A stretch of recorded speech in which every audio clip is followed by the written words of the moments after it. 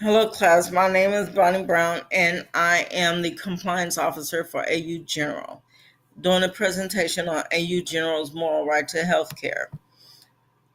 AU General models itself after Aristotle's virtue ethics that put emphasis on character, focus on the type of person to be virtuous. They should have virtuous behavior, and that will lead to good healthcare practice and good leadership in healthcare. These traits that they should possess are honesty, trustworthiness, selflessness, compassion, sincerity, fidelity, and courage. These are traits that are embodied by the staff at AU General. We should exhibit them as we provide day-to-day care to the patients in this community.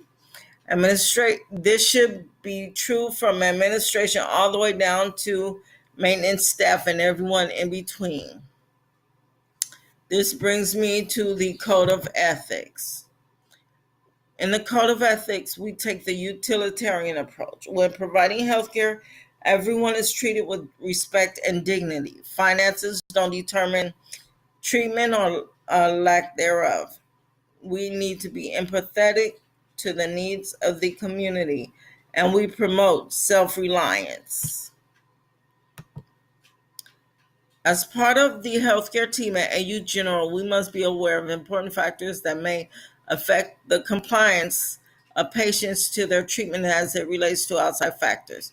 Some of these may be sexual identity, whether they identify in traditional male or female roles. Pay close attention to their use of such words as she, her, he, him, or they, them. Sexual orientation, religion, personal preference, and race. When we are implementing our strategies for cultural competence, we need to make sure that we are practicing these principal ethics. Justice, all patients treated fairly according to their needs. Autonomy, making sure the patient is control of their health and plan of treatment. Non-malfeasance. We keep in mind that we are here to help. And beneficence, as healthcare professionals, every move that we make is to ensure that the individual achieves their previous state of wellness.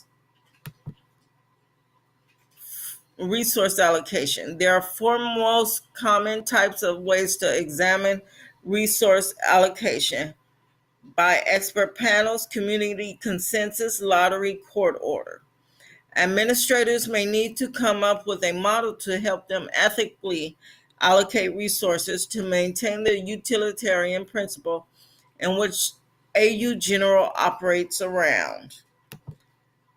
There was a model created in Canada that was implemented in the 2012-2013 fiscal year. It was called a program budgeting and marginal analysis.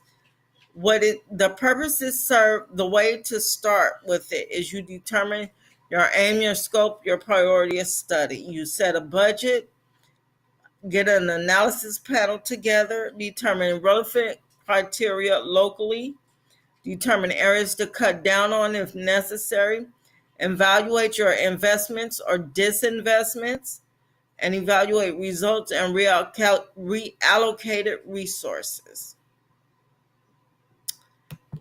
That will be all for my presentation. Thank you.